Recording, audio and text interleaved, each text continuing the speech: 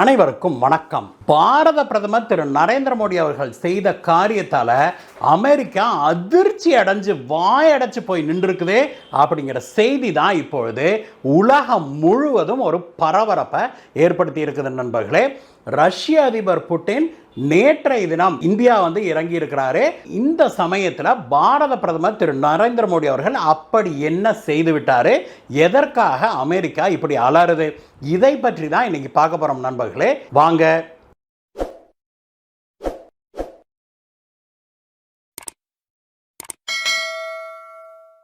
நண்பர்களே, நேற்று மாலை பாரத பிரதமர் திரு நரேந்திர மோடி அவர்கள் ஏர்போர்ட்டுக்கே சென்று ரஷ்ய அதிபர் புட்டின் இந்தியா வந்தார் இல்லையா, அவரை வரவேற்றாரு. நேரடியாக ஏர்போர்ட்டுக்கே போய் அங்க காத்திருந்து பிறகு பிளேனுடைய ஃப்ளைட் ஸ்டெப்ஸ்ல இருந்து அவர் இறங்கி வர பிரதமர் மோடி அவர்கள் அங்க அருகாமையில் போய் அதிபர் புட்டின் அவர்களை ஆற தழுவி கை கொடுத்தாரு. இருவருடைய பாடி லாங்குவேஜ்மே நெருங்கிய நண்பர்களை போல இருந்ததை பார்த்து பலரும் ஆச்சரியப்பட்டாங்க. இந்தியா கிளம்புவதற்கு முன்பு இந்தியா டுடே பத்திரிகைக்கு திரு புட்டின் அவர்கள் பேட்டி ஒன்னா கொடுத்திருந்தாரு. அதுல அவர் என்ன சொல்லியிருந்தார் அப்படின்னாக்க, இந்தியாவுக்கும் ரஷ்யாவுக்குமான நட்பு ஒரு பாரிய நட்பாக இருக்குது, பல தசாப்தங்களாக நெருங்கிய நட்பு இருக்குது, அது இப்பொழுது அடுத்த கட்டத்துக்கு போயிருக்குது அப்படின்னு சொன்னவர் மேலும் என்ன சொன்னார் அப்படின்னாக்க, ரஷ்யாவிடம் இந்தியா கச்சா எண்ணெய் வாங்க கூடாது அப்படின்னு அமெரிக்கா சொல்வதில் நியாயமே இல்லை.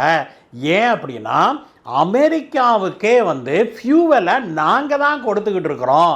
அமெரிக்காவுடைய அணு உலைகளுக்கு செறிவேற்றப்பட்ட யுரேனியத்தை நாங்க தான் சப்ளை பண்ணிட்டு இருக்கிறோம். அமெரிக்காவுடைய இந்த யுரேனியம் தேவையில 25% அமெரிக்கா ரஷ்யாவிடம் இருந்து தான் வாங்கிட்டு இருக்குது. அது கூட பெருசு இல்ல, இதை விட பெரிய ஸ்டாட்டிஸ்டிக்ஸ் ஒன்ன பாத்தீங்க அப்படின்னா, யுக்ரைன் போர் துவங்கிய பிறகு அமெரிக்கா எங்ககிட்ட வாங்குற யுரேனியத்துடைய அளவு ஜாஸ்தியா இருக்குது அப்படின்னு சொல்லி இருக்கிறாரு. கடந்த ஆண்டு 800 மில்லியன் அமெரிக்கன் டாலர் அளவுக்கு இந்த செறிவேற்றப்பட்ட யுரேனியத்தை அமெரிக்கா எங்ககிட்ட வாங்குச்சு. இந்த ஆண்டு 1300 கோடி அளவுக்கு வாங்கி இருக்கிறத பார்க்கிறோம். கிட்டத்தட்ட 50% அதிகமாகி இருக்குது. இந்த எனர்ஜி மட்டுமல்ல, மேலும் பல பொருட்களை ரஷ்யாவிடம் இருந்து அமெரிக்கா இறக்குமதி செய்து கொண்டுதான் இருக்குது. இப்படிப்பட்ட சூழ்நிலையில இந்தியா ரஷ்யா கிட்ட கச்சா எண்ணெய் வாங்கக்கூடாதுன்னு சொல்றதுல என்ன நியாயம் இருக்குது அப்படின்னு சொல்லி திரு புட்டின் அவர்கள் ஒரு வேலிடான ஒரு பாயிண்டை எழுப்பியிருக்கிறார் நண்பர்களே. மேலும் அவர் என்ன சொன்னார் அப்படின்னாக்க, இந்த முறை நான் இந்தியா போகிற போது பிரதமர் மோடி அவர்களை சந்தித்து பல முக்கியமான அக்ரிமெண்ட்டுகள்ல நாங்க கையெழுத்திட இருக்கிறோம் அப்படின்னு சொல்லி அவர் சொன்னாரு. இது என்ன முக்கியமான அக்ரிமெண்ட்டுகள் அப்படின்னு நாம விசாரித்த போது, நாம் ஏற்கனவே பேசிய இந்த ரெலாஸ் அக்ரிமெண்ட் இருக்குது இல்லையா, அதாவது ராணுவ கூட்டு நடவடிக்கைகள் தொடர்பான ஒரு ஒப்பந்தம். இந்தியாவுடைய முப்படை தளங்களை ரஷ்யா பயன்படுத்திக் கொள்வதற்கும் ரஷ்யாவுடைய முப்படை தளங்களை இந்தியா பயன்படுத்திக் கொள்வதற்கும் ஒரு அக்ரிமெண்ட் போட்டிருக்கிறாங்க. அந்த அக்ரிமெண்ட்டை புட்டின் அவர்கள் அங்கிருந்து கிளம்புறதுக்கு முன்னாடியே ரஷ்யாவுடைய லோவர் ஹவுஸ் அப்ரூவ் பண்ணிருச்சு, பாராளுமன்றத்துடைய லோவர் ஹவுஸ் அது அப்ரூவ் பண்ணிருச்சு அப்படிங்கிற விஷயத்தையும் புட்டின் அவர்கள் சொன்னாரு. இந்த விஷயம்தான் இப்பொழுது அமெரிக்காவை உலுக்கி எடுத்திருக்குது அப்படிங்கிறத பார்க்கிறோம். இந்த அக்ரிமெண்ட்ல இந்தியா கையெழுத்திடக்கூடாது, மோடி அவர்கள் இதுல கையெழுத்திடக்கூடாது அப்படின்னு அமெரிக்கா இப்பொழுது அலறி கொண்டு இந்திய அதிகாரிகளை தொடர்பு கொண்டு வருவதாக நமக்கு செய்திகள் எட்டுது நண்பர்களே.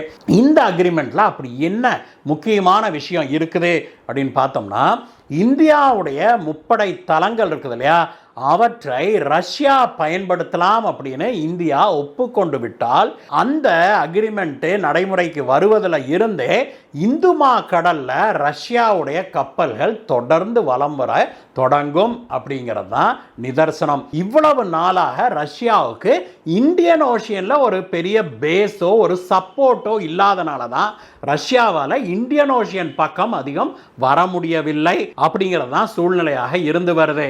ஆனால் இது நடந்து விட்டால் இது ரஷ்யாவுக்கு ஒரு மிகப்பெரிய ராணுவ ரீதியிலான பூஸ்டாக அமையும் அப்படிங்கிறதுல எந்த மாற்று கருத்தும் கிடையாது. இந்த விஷயம் வெளிவந்த பிறகுதான் அமெரிக்க அதிபர் ட்ரம்ப் உட்பட பலரும் அலறிக்கொண்டு அறிக்கைகள் விட ஆரம்பிச்சிருக்கிறாங்க.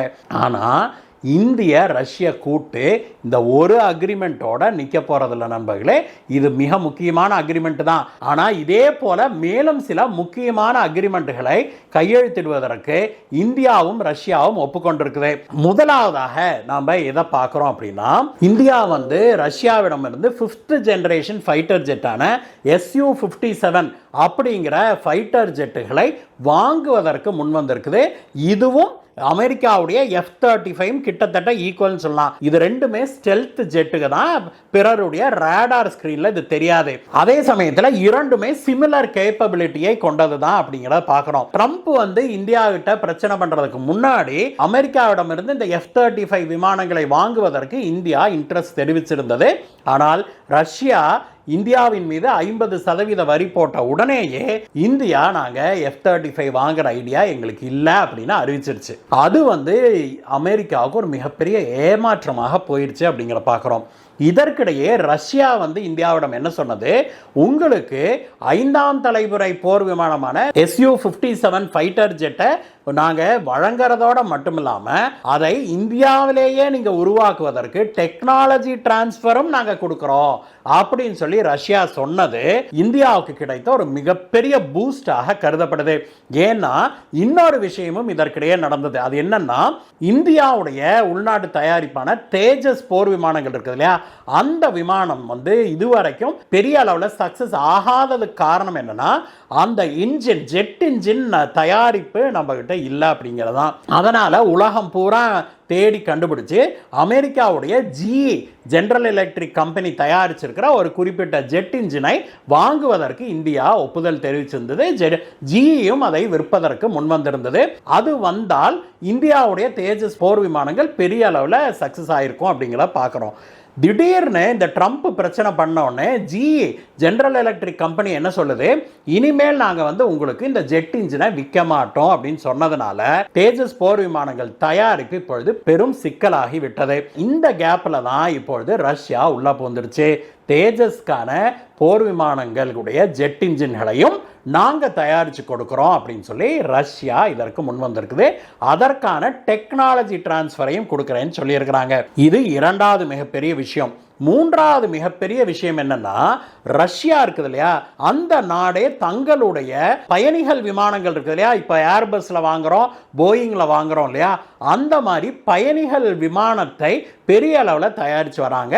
அவங்க ரஷ்யாவுடைய விமான நிறுவனங்கள் எல்லாம் ரஷ்யன் பேசஞ்சர் விமானங்களை தான் அவங்க பயன்படுத்துறாங்க. அந்த மாதிரியான பயணியர் விமானங்களை எங்களிடம் வாங்குங்க.